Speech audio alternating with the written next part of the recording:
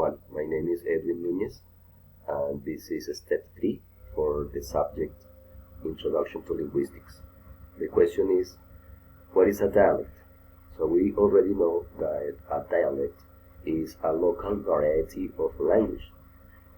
For example, in Colombia, we speak Spanish. Our language has some variations inside Colombia, such as costeño, paisa, boyacense. They are dialects because the Spanish language jumps to another territories. Even it can jump out of Colombia. Another example is when we call a different type of dishes in different names.